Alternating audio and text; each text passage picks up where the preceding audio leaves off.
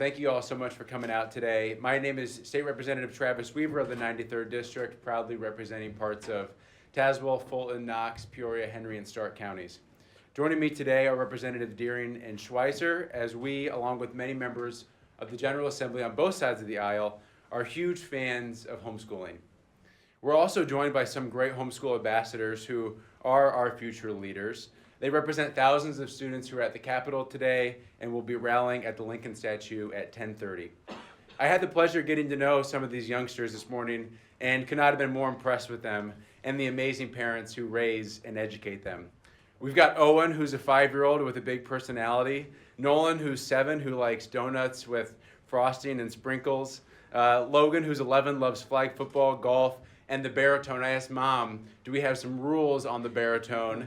Because you must be a great mom if you allow it. She said, we've got some places in the house where we allow the baritone, but he's great at jingle bells, so that was really fun around Christmas. Gwen is the only girl in the family. She's got exquisite taste. I said, Gwen, what's your favorite color? She said, lavender. I was like, you got taste in colors, girl. I love it.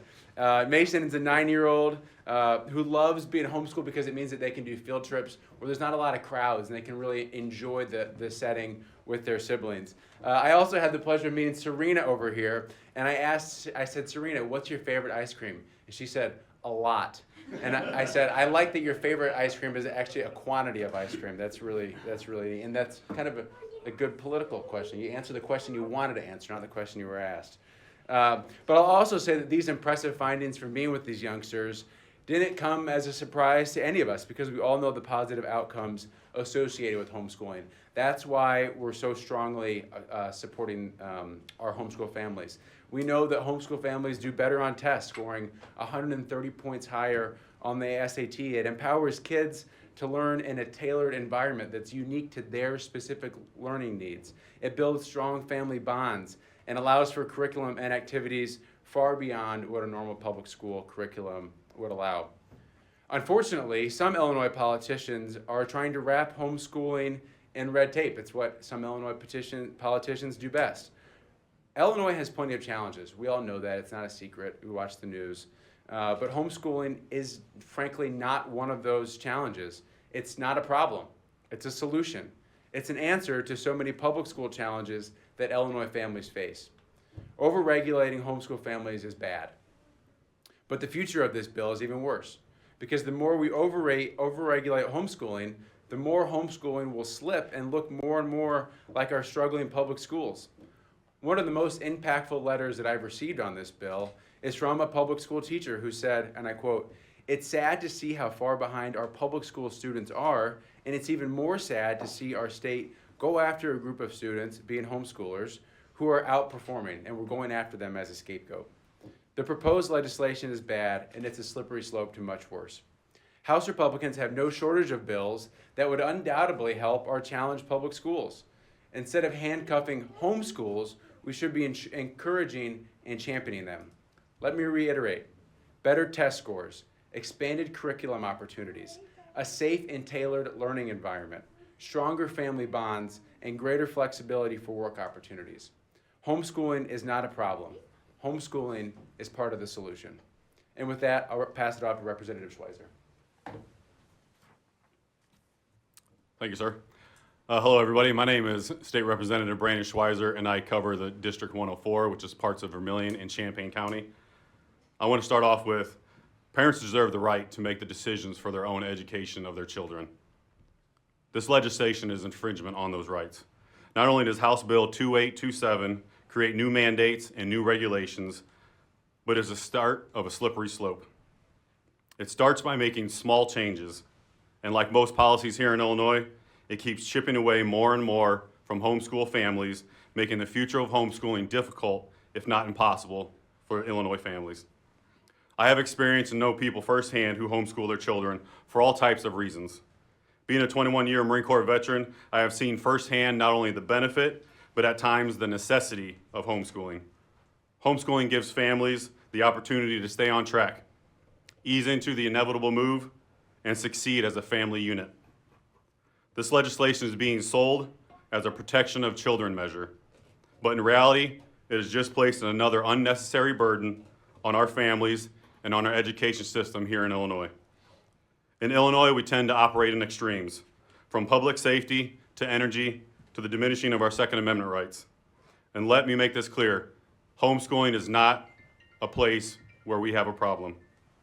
We have lots of problems going on in this state and even within our own education system. So again, let me be clear, homeschooling is not the problem that we need to fix. We have much bigger fish to fry when it comes to the state of Illinois. And my colleague, State Representative Regan Deering, is here to tell you a little bit about those.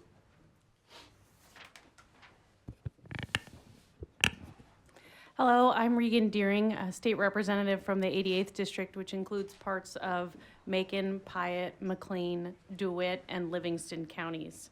I'm so happy to be here alongside several homeschool families today. As a parent, former educator, school board member, and former owner of a tutoring and test press business, I know that every student learns differently and responds to different methods of instruction. Homeschooling is an incredible asset that can open up those opportunities and allow a child to flourish.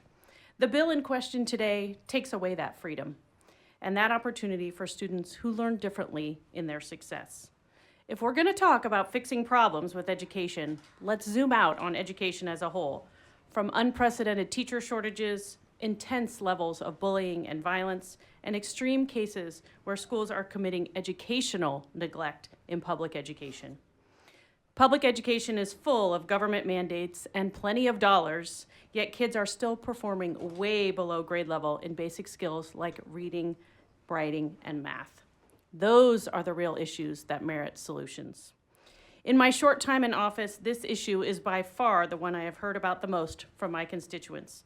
I'd love to know how many emails all of us are getting or petition responses were submitted on our website concerning this bill.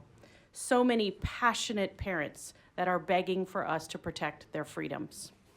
When the legislation was drafted, I wondered, were the homeschool families such as these even included in the conversation or considered at all? I see some shaking heads, so I'm guessing the answer is no. Homeschool parents do an incredible job of educating their kids here in Illinois, and there's no reason to enact legislation to fix a problem that simply does not exist.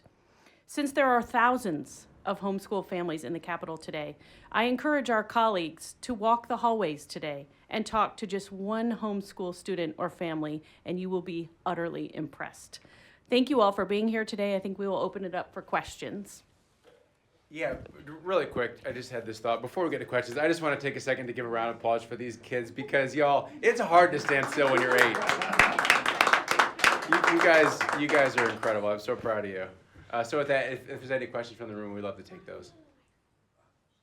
Just curious, conversations with your Democratic colleagues, have they been willing to stand alongside you at all? Some of your more moderate Dems obviously could lean more towards your direction. What are the thoughts out there?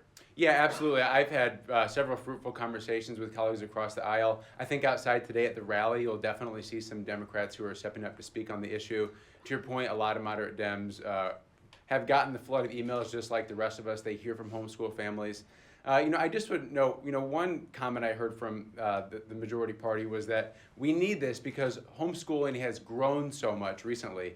Gosh, isn't that just like Illinois? We've got one segment where things are growing and really robust and vibrant, and then we say, oh wait, let us try to fix that. Well, we've got a couple bright spots in Illinois. One of them is absolutely our homeschool families. They're growing, they're producing wonderful children, and I think that that's a bipartisan issue. That's all what we want for our future.